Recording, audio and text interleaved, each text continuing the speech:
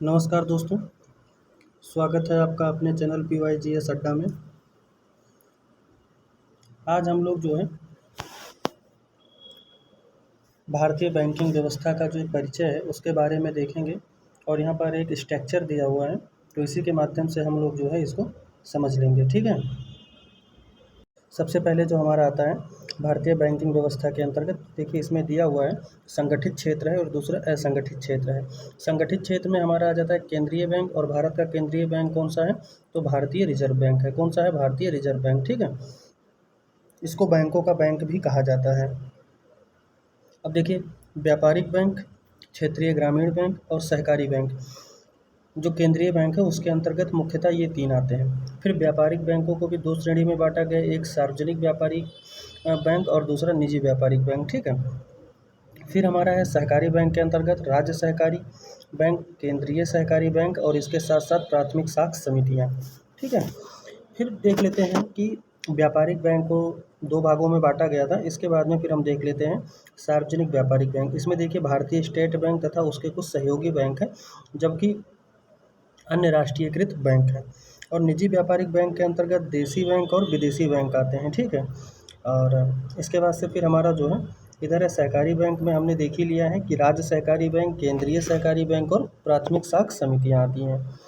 इसके बाद में असंगठित में देख लीजिए तो देसी बैंकर्स हो गए और ग्रामीण साहूकार हो गए, ये जो ब्याज वगैरह देते हैं उनकी बात कर रहा है। तो पंजाब में इनको महाजन कहा जाता है और यूपी में साहूकार। ठीक है। और महाराष्ट्र वगैरह में इनको सेठ कहा जाता है और मद्रास में चेट्टी कहा जाता है, जो ब्याज पे पैसा देते हैं। अब देखिए भारतीय रिजर्व बैंक के बारे में दिया हुआ है, इसको हम देख लेते हैं। तो देखिए जो इम्पोर्टेंट है मैं उसको अंडरलाइन या फिर सर्कल में करूँगा, आप लोग उस पर ध्यान दीजिएगा। देखिए जो भारतीय रिजर्व बैंक आया था, पहली बात तो ये जानिए कि भारतीय रिजर्व बैंक को बैंकों का बैंक कहते हैं। ये बात एकदम दिमाग में बैठा लीजिए, ये पूछा हुआ क्वेश्चन है। और इसका मुख्यालय जो है वो मुंबई में है। आगे इसका इतिहास देखेंगे तो उसमें हमको समझ में आ जाएगा। देखिए पहली बात तो ये भारतीय रिजर्व बैंक आया किसके सिफारिश पर था? तो यंग हिल्टन समिति के। किसके? यंग हिल्टन समिति के सिफारिश पर आया था। ये बात ध्यान रखिएगा, किसकी सिफारिश पर? यंग हिल्टन समिति के सिफारिश पर आया था। और 1926 में यह प्रचलित मौद्रिक एवं साख प्रणाली में सुधार की आवश्यकताओं को स्पष्ट करते हुए केंद्रीय बैंक की स्थापना करने का सुझाव दिया था। किसने? यंग हिल्टन आयोग। ध्यान रखिएगा कौन सा आयोग है? यंग हिल्टन आयोग है। ठीक है। यह एक केंद्रीय बैंक स्थापित करने का सुझाव दिया। और आयोग की सिफारिशों के आधार पर सरकार ने केंद्रीय बैंक की स्थापना हेतु एक बिल 1927 में विधानसभा में प्रस्तुत किया, जो दुर्भाग्यवश पारित नहीं हो सका था। पुनः 1930 में केंद्रीय बैंक जांच समिति ने केंद्रीय बैंक की स्थापना की सिफारिश की और 8 अगस्त 1933 को विधानसभा में सरकार ने रिजर्व बैंक ऑफ इंडिया विधेयक प्रस्तुत किया, जिसे विधानसभा में क्या कर दिया गया? पारित कर दिया गया। तो ये जो रिजर्व बैंक से संबंधित बिल है, ये पहली बार कब लाया गया था? 1927 में, लेकिन पारित नहीं हुआ। और दोबारा कब लाया गया? तो 1933 में। आप डेट नहीं भी याद है तो ठीक है, लेकिन सन तो कम से कम याद होना चाहिए। ठीक है।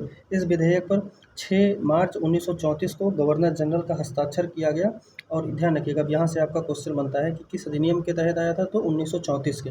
और उसके बाद 1 अप्रैल 1935 को, कितना? 1 अप्रैल 1935 को 5 करोड़, ध्यान रखिएगा ये राशि भी याद रखिएगा, 5 करोड़ के अंश के साथ में 100 रुपये के पूर्णतः प्राप्त अंशों के साथ में इसकी स्थापना हुई। आपसे इतना पूछेगा कि रिजर्व बैंक की स्थापना कब हुई थी? तो रिजर्व बैंक की स्थापना 1934 के अधिनियम से 1 अप्रैल 1935 को स्थापित हुआ था। और कौन सी समिति या आयोग था? तो यंग हिल्टन आयोग था, ध्यान रखिएगा। इसके बाद में फिर हमारा आ जाता है और पूछेगा कितने रुपए की राशि से? तो 5 करोड़, ध्यान रखिएगा। अगला है प्रारंभ में यह बैंक अंशधारियों के बैंक के रूप में कार्य करता था। प्रारंभ में यह क्या था? एक अंशधारी बैंक के रूप में कार्य करता था, जिसकी लगभग सारी पूंजी निजी अंशधारियों की थी। ठीक है, मतलब इसमें कई लोग मिलकर शेयर किए थे। फिर उसके बाद में 2,22,000 रुपये के अंश से ही सरकार के पास थे, मतलब बहुत छोटी सी राशि थी इस रूप में। ठीक है, बैंक ने स्वतंत्रता प्राप्ति के समय तक काम किया। देखिए अब प्रारंभ में यह अंशधारियों के बैंक के रूप में कार्य करता था, जिसकी लगभग सारी पूंजी निजी अंशधारियों की थी। मैंने बताया है कि कितना था। इस रूप में बैंक ने स्वतंत्रता प्राप्ति के समय तक काम किया, किंतु एक जनवरी कब 1 जनवरी 1949 को इसका राष्ट्रीयकरण कर दिया गया। तो पूछा जाता है कि रिजर्व बैंक का राष्ट्रीयकरण कब हुआ, तो 1 जनवरी 1949 को, ठीक है। तब से यह केंद्र सरकार के स्वामित्व में है, मतलब अब इसका जो अधिकार टोटल चला गया वो किसके पास चला गया, केंद्र सरकार के पास में चला गया, ठीक है। तो अगर पूछे किसकी सिफारिश पर आया, तो यंग हिल्टन समिति की। जो इंपॉर्टेंट है मैं वो बार बार बोलूँगा, किसकी सिफारिश पर आया, यंग हिल्टन समिति की सिफारिश पर आया। कब आया, तो 1 अप्रैल 1935 को अस्तित्व में आया और 1934 के अधिनियम से, ठीक है। उसके बाद में इसका राष्ट्रीयकरण कब हुआ, तो 1949 में, 1 जनवरी 1949 को। और इसके बाद में पूर्णतः स्वामित्व किसका हो गया, केंद्र सरकार का हो गया। ये 4 क्वेश्चन अभी तक आपके लिए इंपॉर्टेंट रहे। अब देख लेते हैं रिजर्व बैंक के प्रबंधन से संबंधित। देखिए रिजर्व बैंक का प्रबंधन और संचालन एक 20 सदस्यीय, ध्यान रखिएगा, एक 20 सदस्यीय केंद्र निदेशक बोर्ड करता है, जिसमें एक गवर्नर, ध्यान रखिएगा, अब यही पूछा जाएगा कितने होते हैं, तो एक गवर्नर, 4 उप गवर्नर, भारत सरकार के वित्त मंत्रालय के एक अधिकारी व सरकार द्वारा मनोनीत 10 निदेशक जो देश के आर्थिक जीवन के महत्वपूर्ण पहलुओं का प्रतिनिधित्व करते हैं, तथा 4 लोग जो स्थानीय बोर्डों का प्रतिनिधित्व करने वाले, तथा 4 निदेशक केंद्र सरकार द्वारा मनोनीत होते हैं। ध्यान रखिएगा, ये इनके मनोनयन के बारे में दिया हुआ है और ये इंपॉर्टेंट है, आप लोग देखिएगा इसको। कुल कितने सदस्य होते हैं, 20 होते हैं, ठीक है। कितने सदस्य होते हैं रिजर्व बैंक में, 20 होते हैं, जिसमें एक गवर्नर और 4 उप गवर्नर होते हैं। पहली बात तो यानी 5 लोग ये हो गए, इसके अलावा जो है 4 लोग केंद्र सरकार से मनोनीत होते हैं, ठीक है। तो कुल कितने हो गए, तो 5 4 9 लोग हो गए, ठीक है। इसके बाद 10 जो होते हैं निदेशक वो आर्थिक से संबंधित होते हैं, तो 19 हो गए, ठीक है। और एक अधिकारी सरकार, उसके बाद देखिए एक ये क्या होता है, उसके बाद में फिर सरकार के द्वारा मनोनीत 10 होते हैं, आर्थिक जीवन से महत्वपूर्ण प्रतिनिधियों के 4 होते हैं और 4 ये होते हैं, तो 8 ये हो गए, 4 12 और देख लीजिएगा ये इसमें कुल मिला के 20 लोग होते हैं। अगला हमारा दिया है कि मुंबई स्थित, ठीक है, मुंबई स्थित प्रधान कार्यालय के अलावा रिजर्व बैंक के 4 स्थानीय, ठीक है। अब कौन कौन से हैं 4 स्थानीय बोर्ड, मुंबई, कोलकाता, नई दिल्ली और चेन्नई। ध्यान रखिएगा ये चारों इंपॉर्टेंट है कि जो मुख्य है वो तो मुंबई में है, इसके अलावा कोलकाता में, नई दिल्ली में है और चेन्नई में है, ठीक है। अब यहाँ पर देख लेते हैं जो स्थानीय मुद्दों पर अध्ययन करके, ठीक है, केंद्रीय बोर्ड को परामर्श देते हैं। अगला देख लीजिए, प्रत्येक स्थानीय बोर्ड में केंद्र सरकार द्वारा मनोनीत 5 सदस्य होते हैं, मतलब जो अन्य जगहों पर हैं उसमें मनोनीत 5 सदस्य होते हैं। बैंक के प्रचलन तथा बैंकिंग विभाग मुंबई, कोलकाता, जयपुर, चेन्नई, नई दिल्ली, ठीक है। ये बायखाला जो है मुंबई में है, इसके अलावा बेंगलोर, नागपुर, कानपुर में स्थित है। इसका एक कार्यालय लंदन में भी है, ये बात ध्यान रखिएगा। अब देख लेते हैं कि रिजर्व बैंक का कार्य क्या होता है। तो देखिए ये एक लाइन में दिया हुआ है, भारतीय रिजर्व बैंक जो है केंद्रीय बैंक होने के कारण रिजर्व बैंक का अत्यंत विस्तृत कार्य है, जिनको 2 भागों में बांटा जाता है। पहला, सामान्य केंद्रीय बैंक कार्य। अब देखिए इस वर्ग मतलब इसके अंतर्गत, यानी कि केंद्रीय बैंक के अंतर्गत करेंसी नोटों का निर्गमन होता है, सरकारी बैंकर का काम करना होता है, सरकारी बैंकर का काम करना, बैंकों के बैंक का कार्य करना, ठीक है। इसके अलावा विदेशी विनिमय का नियंत्रण करना और साख का नियंत्रण करना यानी क्रेडिट कंट्रोल करना और कृषि वित्त की व्यवस्था करना, ये इतना काम होता है। जबकि दूसरे भाग में अगर देख लें तो विकास संबंधी एवं प्रवर्तन कार्य भी होता है, अर्थात रिजर्व बैंक भारत के विकास एवं प्रवर्तन संबंधी अनेक कार्यों को संपादित करता है, ठीक है। ये आपसे बहुत ज़्यादा पूछे जाने के चांस नहीं है, एग्जाम्पल में देख लेते हैं। उदाहरण के लिए ग्रामीण तथा पिछड़े क्षेत्रों में वाणिज्यिक बैंकों की नवीन शाखाएं खुलवाना, लोगों में बचत की आदत डलवाना, उन्हें ग्रामीण साहूकारों व जो अभी मैंने बताया है कि पंजाब में साहूकार वगैरह और ये सब, तो उनसे जो है बचाना, ठीक है। और ये देखिए अब ये बहुत इंपॉर्टेंट हो जाता है कि कृषि हेतु संस्थागत ऋण उपलब्ध कराना, ये किसका काम है, तो ये जो है रिजर्व बैंक का कार्य है और ये जो है विकास संबंधी परिवर्तन कार्य के अंतर्गत आता है, ठीक है। बैंकों के जमाकर्ताओं को सुरक्षा प्रदान करने के उद्देश्य से 1962 में, कब, बैंकों के, ठीक है, बैंकों के जमाकर्ताओं को सुरक्षा प्रदान करने के लिए 1962 ईस्वी में जीवन बीमा निगम की तथा बचतों को प्रोत्साहित करने के लिए 1964 में, ठीक है, यूनियन ट्रस्ट ऑफ इंडिया की स्थापना की गई। ध्यान रखिएगा, यूनियन ट्रस्ट इंडिया की स्थापना कब की गई, तो 1964 में, ठीक है। और इसका उद्देश्य क्या था, तो सूदखोरों से किसानों की रक्षा करना, ठीक है।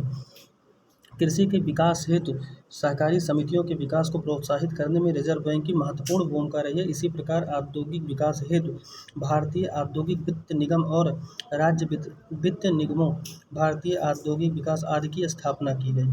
ठीक है, ये सब इसके कार्य हैं। ये सब आपसे उतना ज़्यादा पूछा जाने का चांस नहीं है। आगे देख लेते हैं, ये हमारा क्या है, आरबीआई के मुख्य कार्य। अब यहाँ पर देख लीजिए, पत्र मुद्रा का निर्गमन कर, इसमें देख लेते हैं पत्र मुद्रा का निर्गमन। 2 रुपये से लेकर 1000 तक सभी नोटों को जारी करने का काम किसका होता है, तो वो आरबीआई का होता है, ध्यान रखिएगा। और 1 रुपये तो ये वित्त जो है जारी होता है, तो इस पर जो है वित्त मंत्रालय, ठीक है, वित्त मंत्रालय होता है, उनके मंत्री का साइन होता है। ठीक है, प्रारंभ में नोट जारी करने की प्रणाली। अब देखिए यहाँ से क्वेश्चन बनता है कि प्रारंभ में नोट जारी करने की प्रणाली अनुपातिक कोष प्रणाली थी। ठीक है, अर्थात 60 मूल्य सरकारी प्रतिभूति या रुपए में तथा 40% सोने व विदेशी प्रतिभूति से। अक्टूबर 1956 में, ठीक है, न्यूनतम कोष प्रणाली अपनाई गई। ध्यान रखिएगा, न्यूनतम कोष प्रणाली कब अपनाई गई, तो 1956 से।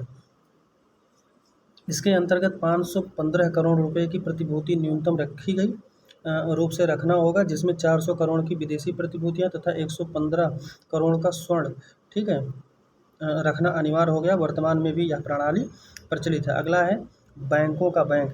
यह सभी प्रकार के बैंकों पर नियंत्रण करता है, अंतिम रूप से ऋण भी प्रदान करता है, इसीलिए इसको बैंकों का बैंक कहा जाता है। अगला है सरकार का बैंक। यह केंद्र तथा राज्य सरकारों के बैंकर के रूप में काम करता है। किसके, केंद्र सरकार और राज्य सरकार दोनों के, किसके, ध्यान रखिएगा, केंद्र सरकार और राज्य सरकार के बैंकर के रूप में काम करता है तथा केंद्र को अल्पकालीन, ध्यान रखिएगा, केंद्र सरकार को अल्पकालीन ऋण भी उपलब्ध करवाता है। अल्पकालीन, ध्यान रखिएगा, दीर्घकालीन नहीं, अल्पकालीन।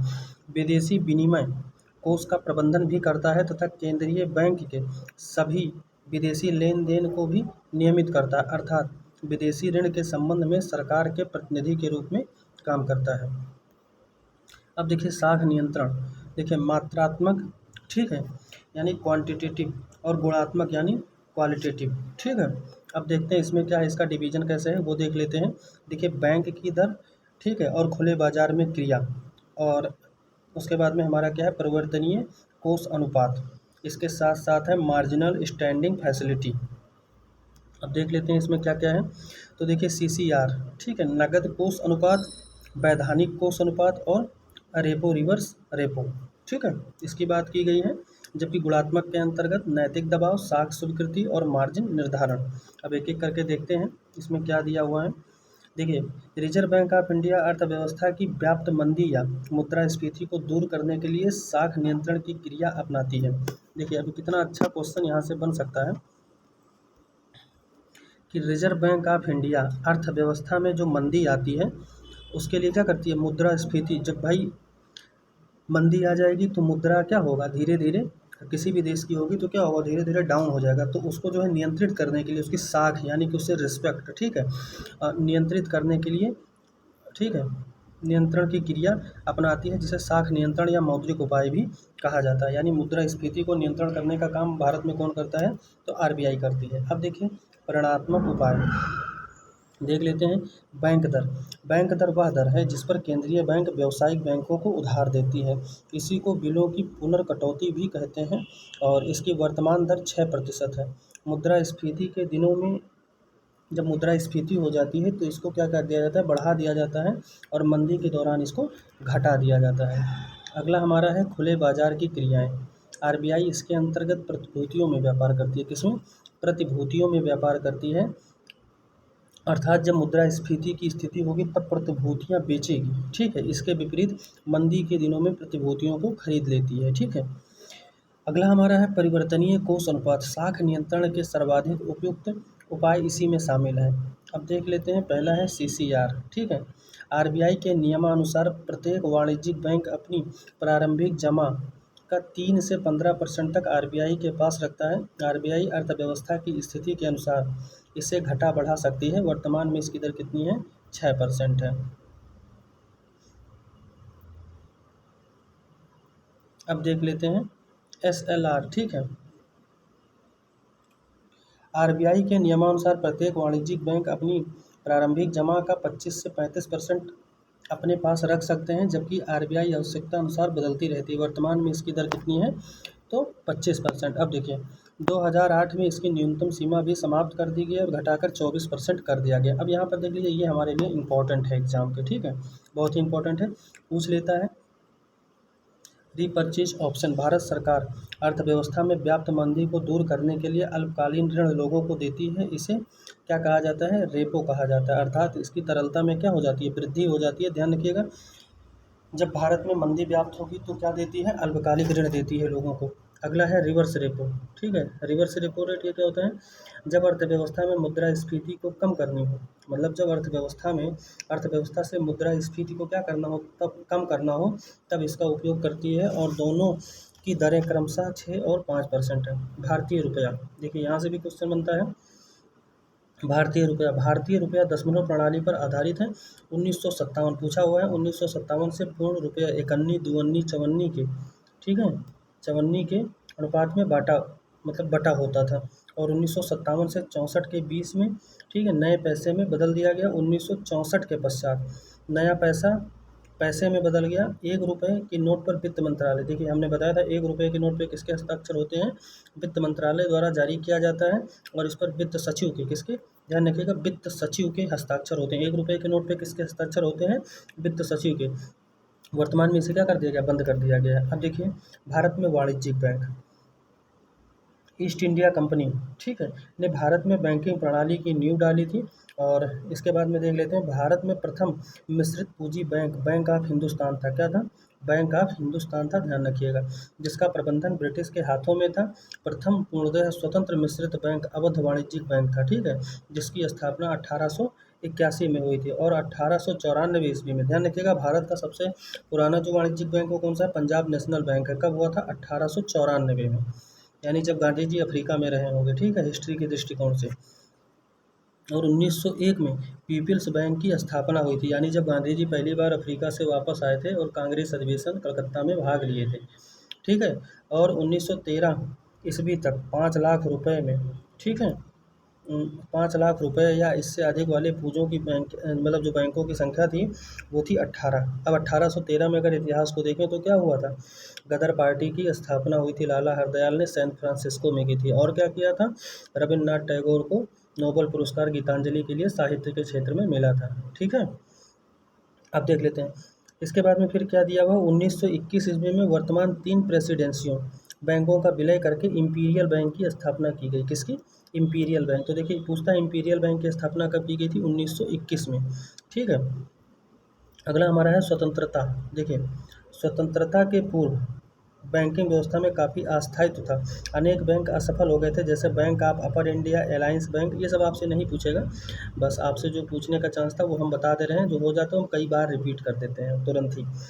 भारत में वाणिज्यिक बैंकों को 2 भागों में बांटा गया, अनुसूचित बैंक और गैर अनुसूचित बैंक। अनुसूचित बैंक वे होते हैं, देखिए अब यहाँ से इंपॉर्टेंट होता है अनुसूचित बैंक क्या है। तो देखिए, जिनका नाम रिजर्व बैंक के द्वितीय अनुसूची में है, इन्हीं बैंकों के नाम पर पंजीकृत होते हैं, जिनकी चुकता पूंजी कुल जमा मिलाकर 5 लाख रुपए से अधिक हो।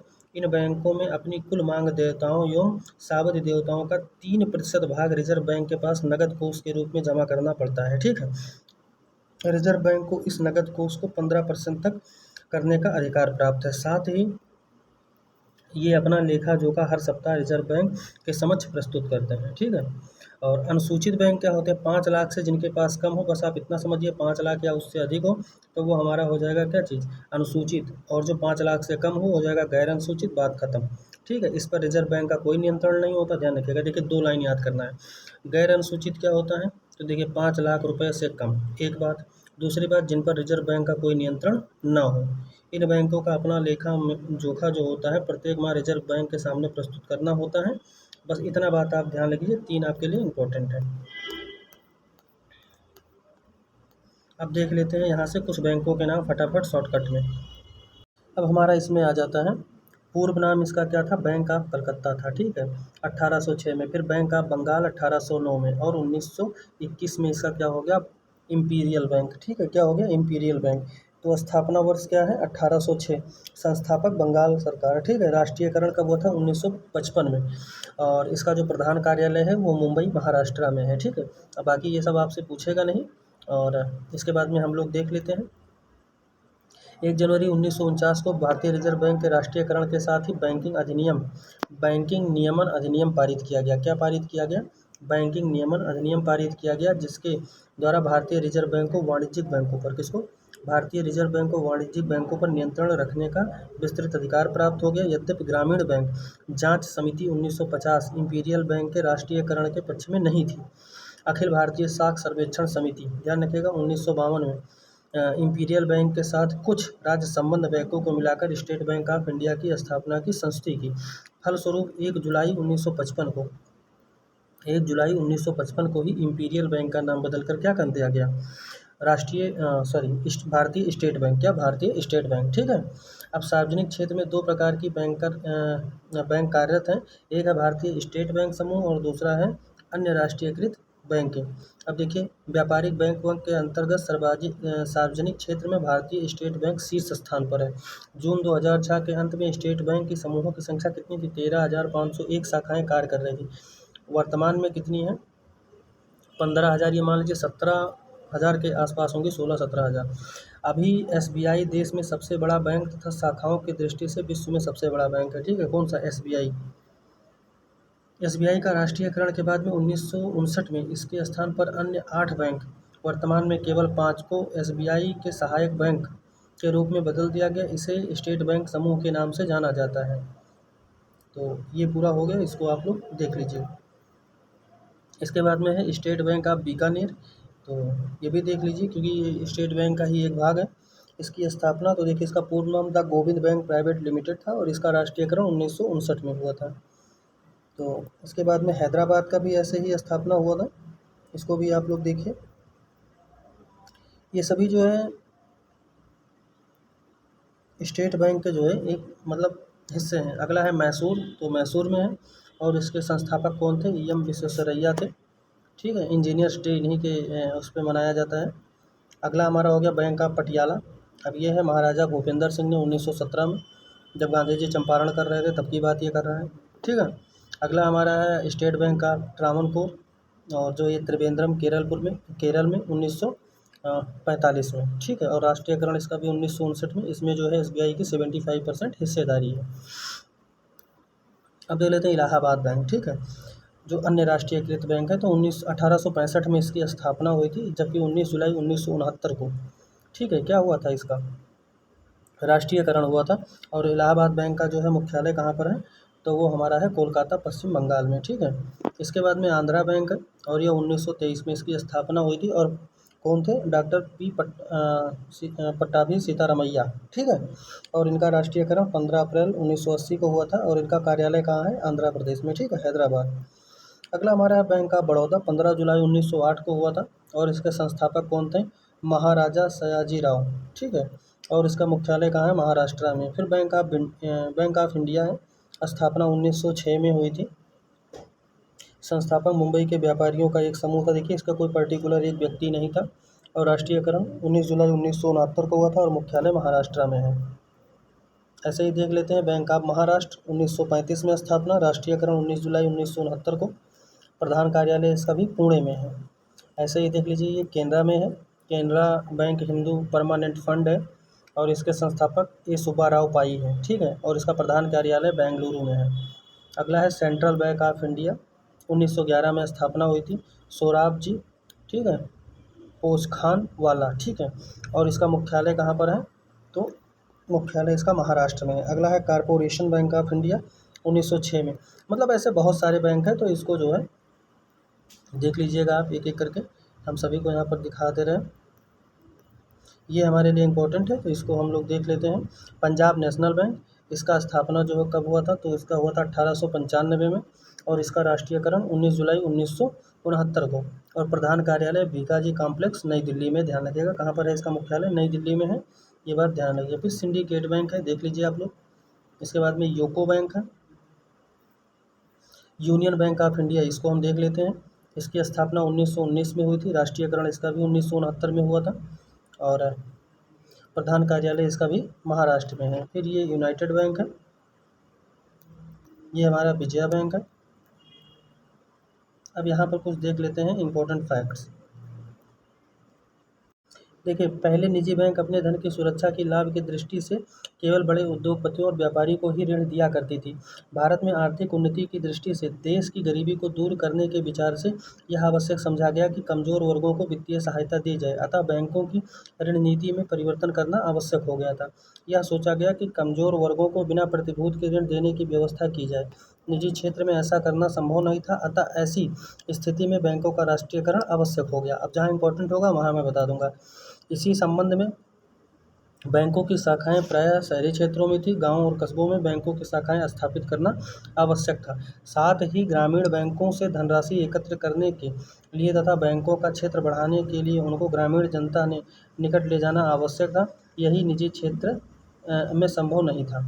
और बैंक बैंकें कम से कम जोखिम का काम करती थीं, इस कारण कृषि और लघु उद्योगों की सहायता करने के लिए उनका राष्ट्रीयकरण आवश्यक हो गया था। बैंकों पर पूंजीपतियों का प्रभाव था, ठीक है, वह बैंकों द्वारा अनुचित रूप से लाभान्वित हो रहे थे और सामान्य जनोपयोगी हितों की उपेक्षा हो रही थी। अब देखिए, यहाँ आपके लिए ये बहुत इम्पोर्टेंट हो जाएगा।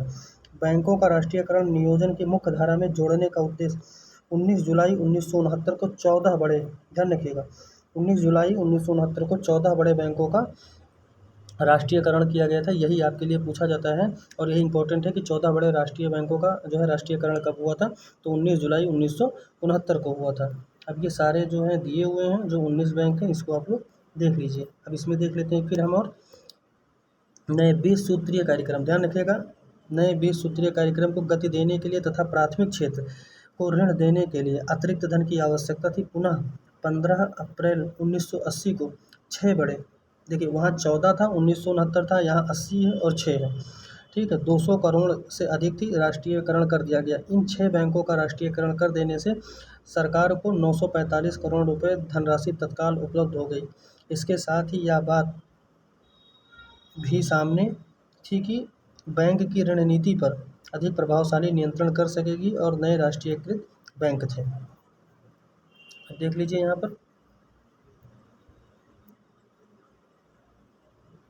वो 6 बैंक कौन कौन से थे, वो दिया हुआ है।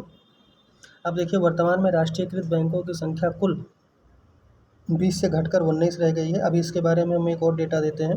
11 अक्टूबर 2004 को भारतीय औद्योगिक विकास बैंक राष्ट्रीयकरण फिर से 20 हो गई। अब देखिए, यहाँ पर हम थोड़ा बताना चाहेंगे। देखिए, नया अपडेट है तो इसी को हम बताना चाह रहे थे कि वर्तमान में जो राष्ट्रीयकृत बैंक हैं वो कितने बचे हैं, तो 12 बचे हैं, ठीक है। अब वो कौन कौन से हैं ये देख लीजिए। पंजाब नेशनल बैंक हो गया, बैंक ऑफ बड़ौदा हो गया, बैंक ऑफ इंडिया हो गया, सेंट्रल बैंक ऑफ इंडिया हो गया, केनरा बैंक हो गया, ठीक है, यूनियन बैंक ऑफ इंडिया हो गया, इंडियन ओवरसीज़ बैंक हो गया, ठीक है, पंजाब एंड सिंध बैंक हो गया, और इंडियन बैंक हो गया, यूको बैंक, और इसके साथ बैंक ऑफ महाराष्ट्र और भारतीय स्टेट बैंक, ठीक है। तो कुल मिला के वर्तमान में कुल कितने राष्ट्रीयकृत बैंक हैं, देखिए क्वेश्चन के टाइप में दिया हुआ है, और कुल कितने हैं, तो 12 हैं, ठीक है। यहाँ पर कुछ अन्य बैंक एवं वित्तीय संस्थाएं हैं, उनके बारे में भी हम देख लेते हैं। जैसे हमारा है भारतीय औद्योगिक ऋण व विनियोग निगम, ICICI, ठीक है। इसकी स्थापना जनवरी 1955 में हुई थी और जो इसका मुख्य कार्य है औद्योगिक इकाइयों को प्रोत्साहन देना एवं सहायता करना, ठीक है। अगला हमारा है भारतीय औद्योगिक विकास बैंक यानी IDBI, ठीक है। जुलाई 1964 में इसकी स्थापना हुई थी और इसका क्या काम है, तो दीर्घकालीन औद्योगिक वित्त प्रदान करना। कौन सा, दीर्घकालीन, ध्यान रखिएगा। इसके बाद में अगला हमारा है, ठीक है, राष्ट्रीय कृषि एवं ग्रामीण विकास बैंक, ठीक है, राष्ट्रीय कृषि एवं यानी नाबार्ड, और इसकी स्थापना कब हुई थी, जुलाई 1982 में, ठीक है, 12 जुलाई 1982 को। शाख, ग्रामीण शाख प्रदान करना, और शिवरमन समिति की सिफारिश पर इसकी स्थापना हुई थी। अगला हमारा भारतीय आयात निर्यात बैंक, एग्जिम बैंक, ठीक है, 1982 में विदेशी व्यापार से संबंध कंपनियों को वित्तीय सहायता व सुविधा प्रदान करना। अगला हमारा है भारतीय औद्योगिक पुनर्निर्माण, ठीक है, पुनर्निर्माण बैंक, IRBI। इसका जो स्थापना हुआ था 1985 में हुआ था। बीमार औद्योगिक इकाइयों के, मतलब जो बंद वगैरह हो गई या किसी समस्या में है, उनके उद्धार के लिए वित्त मुहैया कराना था। अगला है राष्ट्रीय आवास बैंक, ठीक है, इसकी स्थापना मार्च 1988 में हुई थी। आवास बनाने एवं संपत्ति के विकास के लिए वित्त प्रबंधन करना तथा गंदी बस्तियों का पुनर्विकास करना। अब देखिए, ये बहुत पूछा जाता है, SIDBI, ठीक है, भारतीय लघु उद्योग विकास बैंक, अप्रैल 1990 में स्थापना हुई थी। लघु क्षेत्रों के उद्योगों का विकास एवं संवर्धन करना। ठीक है, ये कुछ इंपॉर्टेंट है, इसको हमने बता दिया, आप लोग देख लीजिएगा। इसके बाद में बैंकिंग से सुधार कुछ महत्वपूर्ण समितियां हैं, उनको भी देख लेते हैं। जैसे नरसिम्हन समिति बैंकिंग सुधार से थी, चेलैया समिति कर सुधार से थी, रंगराजन समिति भुगतान संतुलन से थी, जानकी ठीक है रमन समिति किससे थी, प्रतिभूति घोटाला से, महान लोबिस समिति किससे थी, राष्ट्रीय आय से, मल्होत्रा समिति बीमा सुधार से थी, भंडारी समिति क्षेत्रीय ग्रामीण बैंक से थी, और आबिद हुसैन समिति लघु उद्योग से संबंधित थी। ठीक है, इसके बाद में हम लोग देख लेते हैं भारतीय पूंजी बाजार से संबंधित महत्वपूर्ण तथ्य। तो देखिए, सबसे पहले हमारा है BSE यानी बॉम्बे स्टॉक एक्सचेंज। यह एशिया का सबसे पुराना बाजार है और इसकी स्थापना 1875 में की गई थी। ठीक है, इसको 1925 में बॉम्बे सिक्योरिटी कॉन्ट्रैक्ट एक्ट के तहत मिली थी। इसके महत्वपूर्ण सूचकांक हैं। ठीक है, BSE की जो है ये क्या है, तो ये है सेंसिटिव इंडेक्स। ठीक है, इसे सेंसेक्स भी कहा जाता है। सेंसिटिव इंडेक्स को क्या कहा जाता है, सेंसेक्स कहा जाता है। और इसमें कुल कितनी, तो इसमें देखिए यही पूछा जाता है, 30 प्रमुख कंपनियों का शेयर है। पूछा था कितने इसमें कंपनियां शामिल हैं, तो 30 कंपनियां शामिल हैं। इसकी स्थापना कब हुई थी, 1875 में, और एशिया का सबसे पुराना बाजार है। बस आपसे इतना ही क्वेश्चन पूछेगा। अगला हमारा है BSE 200 कंपनियों के शेयरों का मूल्य यह सूचकांक प्रदर्शित किया जाता है। इसका आधार वर्ष क्या है, तो 1988-89 है। अगला है डॉलर। ये सब आपसे पूछा नहीं जाएगा, ये सब एक भी इसमें से आपको नहीं पूछा जाएगा। ठीक है, इसके बाद में हम देख लेते हैं नेशनल स्टॉक एक्सचेंज के बारे में। ठीक है, देखिए NSE नेशनल स्टॉक एक्सचेंज, इसमें जो है 1951 के केसरवानी समिति, ध्यान रखिएगा केसरवानी समिति पे इसकी स्थापना सिफारिश पर 1992 में, यानी कि NSE की स्थापना कब हुई थी, 1992 में, और 1991 के केसरवानी समिति की सिफारिश पर इसकी स्थापना की गई थी। बस यहाँ पर देख लीजिए कि जो यह प्राप्ति की दर है MIBID। ठीक है, और NSE का भी मुख्यालय कहाँ पर है, मुंबई में है। वर्तमान में भारत में कुल 23 मान्यता प्राप्त स्टॉक एक्सचेंज है। इसके बाद में विश्व के कुछ प्रमुख शेयर सूचकांक है ना, उनके बारे में उनका हम नाम देख लेते हैं। जैसे डायलेक्स, सेंसेक्स, BSE। ठीक है, ये बॉम्बे स्टॉक एक्सचेंज का है। निफ्टी कहाँ का है, तो ये भी जो है मुंबई भारत का है। फिर डी जोन्स, ये न्यूयॉर्क अमेरिका का है।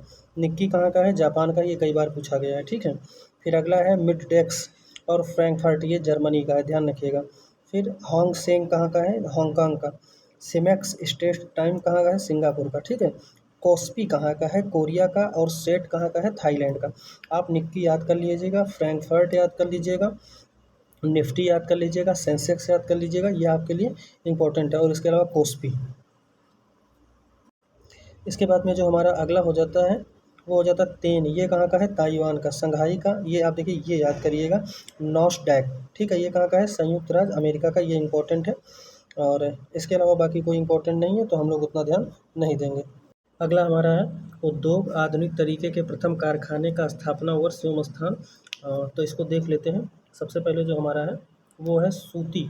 ठीक है, सबसे पहले जो हमारा है वो है सूती वस्त्र। देखिए 1818 में, ठीक है, और कोलकाता में हुआ था। सूती वस्त्र का जो पहला जो है कारखाना लगा था वो कहाँ लगा था, कोलकाता में 1818 में। फिर जूट का 1855 में, कहाँ, रिसरा पश्चिम बंगाल, ध्यान रखिएगा स्थान का नाम भी दे देता है रिसरा। फिर लोहा जो है ये कुल्टी, ये भी कहाँ है, पश्चिम बंगाल में। और चीनी उद्योग बिहार में। तो देखिए शुरू के सूती, लोहा और जूट है ना, यानी कि सूती, जूट और लोहा ये तीनों कहाँ है, पश्चिम बंगाल में है। चीनी कहाँ है, बिहार में। ठीक है, इसके बाद में सीमेंट हमारा कहाँ है, चेन्नई में। ठीक है, और साइकिल कहाँ है, कोलकाता में। कागज़ कहाँ है, सेरामपुर पश्चिम बंगाल में। और उर्वरक हमारा कहाँ है, तमिलनाडु में। तो देखिए ज़्यादातर पश्चिम बंगाल में है, ये बात ध्यान रखिएगा। चीनी हमारा बिहार में है और उर्वरक तमिलनाडु में है। और सीमेंट, तो देखिए उर्वरक और सीमेंट याद रख लीजिएगा, चेन्नई में, तमिलनाडु में, और चीनी बिहार में। इसके अलावा जितना भी कुछ मिले वो सब पश्चिम बंगाल ठोक देना है। कुछ और इम्पोर्टेंट फैक्ट्स हैं, इसको भी देख लेते हैं, एग्जाम के दृष्टिकोण से महत्वपूर्ण है। पहला है सार्वजनिक क्षेत्र के इस्पात कारखाने, हमारा है राउरकेला कहाँ है, उड़ीसा में है, यही क्वेश्चन बन जाता है। द्वितीय पंचवर्षीय योजना के अंतर्गत जर्मनी की सहायता से, ध्यान रखिएगा कब लगा, द्वितीय पंचवर्षीय योजना के तहत और जर्मनी की सहायता से 1959 में, यानी कि जब क्या त्रिस्तरीय पंचायत लागू हुआ था 2 अक्टूबर को, उसी समय जो है क्या लागू हो गया था हमारा उड़ीसा में। ठीक है, राउरकेला में क्या बना था, इस्पात कारखाना। इसके बाद में भिलाई कहाँ है हमारा, तो भिलाई जो है हमारा दूसरा जो हमारा हो जाता है वो भिलाई। ये भिलाई जो है पहले जो है मध्य प्रदेश में था, लेकिन सन 2000 में अलग हो गया। जब इसकी स्थापना हुई थी तो एक में था, लेकिन मध्य प्रदेश से जो है अलग होकर छत्तीसगढ़ बना है सन 2000 में। तो इसीलिए द्वितीय पंचवर्षीय योजना के अंतर्गत रूस की सहायता से, ध्यान रखिएगा, भिलाई की स्थापना हुई थी। और वर्तमान में कहाँ है, तो वर्तमान में हमारा ये छत्तीसगढ़ में है। किसमें है, छत्तीसगढ़ में है, ठीक है। और 1959 में इसका भी जो है उत्पादन शुरू हुआ था। इसके बाद में दुर्गापुर जो हमारा कहाँ है, पश्चिम बंगाल में है। और इसकी भी स्थापना द्वितीय पंचवर्षीय योजना के तहत ब्रिटेन की सहायता से हुई थी। अगला हमारा है बोकारो। बोकारो कहाँ है, तो बोकारो हमारा झारखंड में है, ठीक है। और ये भी सन 2000 में अलग हुआ था, ठीक है, ध्यान रखिएगा, बिहार से। और एशिया का सबसे बड़ा संयंत्र है। इसे तृतीय पंचवर्षीय योजना, ध्यान रखिएगा, वो सब द्वितीय है लेकिन ये तृतीय पंचवर्षीय योजना के तहत है। और रूस की सहायता से इसको भी स्थापित किया गया था और 1973 से कार्य करना शुरू किया था। अगला हमारा है बर्नपुर, ठीक है, क्या है, बर्नपुर है पश्चिम बंगाल में, ठीक है। बस आपसे इतना ध्यान रखना है कि बर्नपुर कहाँ है, तो पश्चिम बंगाल में है, ठीक है। बर्नपुर के बाद में हमारा हो जाता है विशाखापट्टनम, आंध्र प्रदेश, ये चौथी पंचवर्षीय योजना के अंतर्गत। इसके बाद में सलेम, ठीक है, तमिलनाडु में, ये भी चौथी पंचवर्षीय योजना के अंतर्गत। भद्रावती हमारी जो है ये भी चौथी पंचवर्षीय के अंतर्गत, ठीक है। और इसके बाद में जो है विजयनगर, ये भी जो कब है, तो ये भी चौथी पंचवर्षीय योजना के अंतर्गत। ये ध्यान रखिएगा, इसमें सबसे इंपॉर्टेंट जो आपको फंसाने के लिए पूछेगा वो सलेम पूछेगा, क्योंकि और सबका तो कन्फर्म है। भद्रावती काफ़ी फेमस है, राष्ट्रीय उद्यान भी है, तो ये आपको पता हो जाएगा, कर्नाटक में है। विजयनगर वैसे भी पता हो जाएगा, क्योंकि हरिहरबुक्का को हम इसी में पढ़े थे। हम्पी जो है के अवशेषों पर स्थित है, तो ये हमको पता हो जाएगा। आंध्र प्रदेश विशाखापट्टनम भी पता हो जाएगा। बर्नपुर पश्चिम बंगाल है, ये ध्यान रखिएगा। बोकारो झारखंड में है और एशिया का सबसे बड़ा, और ये तृतीय पंचवर्षीय योजना में रूस की सहायता से, ठीक है। दुर्गापुर हमारा जो है द्वितीय पंचवर्षीय योजना की सहायता से पश्चिम बंगाल में है। भिलाई हमारा जो है अब मध्य प्रदेश में न होकर छत्तीसगढ़ में है, द्वितीय पंचवर्षीय योजना के अंतर्गत। और राउरकेला हमारा कहाँ है, तो ये हमारा पड़ जाता है उड़ीसा में, और ये भी दूसरी पंचवर्षीय योजना के अंतर्गत। तो ये जो है कुछ इंपॉर्टेंट फैक्ट है, इसको भी हमने बता दिया और एग्जाम में कई बार पूछे गए हैं, ठीक है। कुछ प्रमुख समितियां हैं, उसको भी हम देख लेते हैं। के एन काबरा समिति, ये फ्यूचर ट्रेडिंग से था। पिंटो समिति 1997 में नौवहन उद्योग से था, ठीक है। चंदाने समिति किससे था, शेयर एवं प्रतिभूतियों की स्टॉक एक्सचेंजों से, ठीक है। अगला जो हमारा है यूके शर्मा समिति, ये किससे था, नाबार्ड द्वारा क्षेत्रीय ग्रामीण बैंकों की देखरेख। अजीत कुमार समिति किससे थे, सेना में वेतनों की विसंगतियों को दूर करने के लिए। सीबी भावे समिति, ठीक है, सीबी भावे समिति ये किससे थी, कंपनियों द्वारा सूचना, ठीक है, क्या चीज़, सूचनाएं प्रस्तुत कराना। अगला था धानुका समिति, ये किससे थी, प्रतिभूति बाजार से संबंधित नियम। दबे समिति हमारी किससे थी, असंगठित क्षेत्रों के लिए पेंशन की सिफारिश, ठीक है। मल्होत्रा समिति किससे थी, बीमा क्षेत्र सुधार से संबंधित। सेन गुप्ता समिति किससे थी, ये देखिए शिक्षित बेरोजगारी। अगला है डॉक्टर विजय केरकल, प्राकृतिक गैस मूल्य से था। फिर बी एन युंगधर, ये था राष्ट्रीय सामाजिक सहायता योजना से। भंडारी समिति किससे थी, क्षेत्रीय ग्रामीण बैंकों की पुनर्संरचना से। शंकर लाल समिति किससे थी, कृषि विपणन से, ठीक है। और भगवती समिति किससे थी, बेरोजगारी से, इंपॉर्टेंट है। वाचू समिति किससे थी, अप्रत्यक्ष समिति से, अप्रत्यक्ष कर से, ये भी हमारे लिए इंपॉर्टेंट है। फिर इसके बाद में यल के झा समिति, अप्रत्यक्ष कर से, ठीक है। और स्वामीनाथन समिति किससे थी, जनसंख्या नीति से, ठीक है, 1994 में। फिर ये देखिए दांत वाला समिति, ध्यान रखिएगा, बेरोजगारी के अनुमान से थी। सुखमय चक्रवर्ती बहुत ही अच्छे इकोनॉमिक्स थे, तो इनको भी ध्यान रखिएगा, मौद्रिक प्रणाली के पुनर्विचार से। सरकारिया समिति केंद्र और राज्य के संबंध से थी। इसके अलावा पुंछी आयोग भी केंद्र राज्य के संबंध से सिफारिश पे संबंधित था। अगला है हजारी समिति, ये औद्योगिक नीति से संबंधित थी। दत्त समिति हमारी किससे थी, औद्योगिक लाइसेंसिंग से। और चक्रवर्ती कमेटी किससे थी, मौद्रिक पद्धतियों में कार्यों की समीक्षा से। अगला है, ये हमारे लिए इंपॉर्टेंट फिर से एक बार हो जाता है, एस एस तारापुर समिति किससे थी, पूंजी खाते की परिवर्तनशीलता से। अगला है पीसी अलेक्जेंडर समिति किससे थी, आयात निर्यात नीतियां तथा लाइसेंस के उदारीकरण से, ठीक है। अगला जो हमारा हो जाता है वो हो जाता है महाजन समिति, ये चीनी उद्योग से संबंधित थी। महानलोबिस राष्ट्रीय आय से। राजा चिलैया समिति कर सुधार से, इंपॉर्टेंट है, ये भी इंपॉर्टेंट है, ठीक है। खुसरो समिति कृषि साख से थी। उसके बाद में ये हमारा बहुत ही ज़्यादा बार पूछा गया है, ठीक है। गोईपोरिया समिति ये किससे थी, बैंक सेवा सुधार से। नरसिम्हन समिति बैंकिंग सुधार से, दोनों इंपॉर्टेंट है। जानकी रमन समिति किससे संबंधित थी, प्रतिभूति घोटाला से। रेखी समिति किससे थी, अप्रत्यक्ष कर से, ध्यान रखिएगा। गोस्वामी समिति औद्योगिक रुग्णता से, ठीक है। तिवारी समिति औद्योगिक रुग्णता से। डॉक्टर मेहता समिति किससे थी, आईआरडीपी की प्रगति के पुनर्विचार से। रंगराजन समिति किससे थी, भुगतान संतुलन से। अब देख लीजिए, ये फिर से एक बार इंपॉर्टेंट है। वाघुल समिति किससे है, म्यूचुअल फंड स्कीम से, ठीक है। अगला है नादकर्णी समिति, सार्वजनिक क्षेत्र की प्रतिभूतियों से। के आर वेणुगोपालन समिति किससे थी? सार्वजनिक वितरण प्रणाली के तहत केंद्रीय निर्गमन मूल्य निर्धारण से। ठीक है। एम जी जोशी समिति किससे थी? दूरसंचार में समिति निजी क्षेत्रों का प्रवेश। अगला है राकेश मोहन समिति, आधिकारिक संरचना वित्तीयन से। ज्ञान प्रकाश समिति चीनी घोटाला से थी। ठीक है। मालेगाम समिति प्राथमिक पूंजी बाजार से थी। फिर सोधानी समिति किससे थी? विदेशी मुद्रा व्यापार से। ए एल कपूर समिति लघु उद्योगों की साख संबंधी। अग्रवाल समिति पेट्रोलियम डीजल राशि से और अग्रवाल समिति के बाद में हमारा जो आ जाता है वो आ जाता है सुब्रमण्यम समिति, शैक्षणिक संस्थानों के डीम्ड विश्वविद्यालयों की तर्ज प्रदान करने के लिए जो है आया था। तो ये हमारे कुछ महत्वपूर्ण समितियाँ थी बैंकिंग से संबंधित, उसको हम लोगों ने देख लिया। तो इस प्रकार से आज हमने कुछ महत्वपूर्ण जो है फैक्ट्स देखे और कुछ बैंकों के बारे में देखा। और जो भी सुझाव होगा आप लोग हमें कमेंट बॉक्स में बताइएगा। और वीडियो को अच्छे से देखिए, लाइक करिए, शेयर करिए और कमेंट बॉक्स में अपना सुझाव दीजिए। और ज़्यादा से ज़्यादा मित्रों तक ये वीडियो शेयर करिए। ठीक है। बहुत बहुत धन्यवाद। नमस्कार।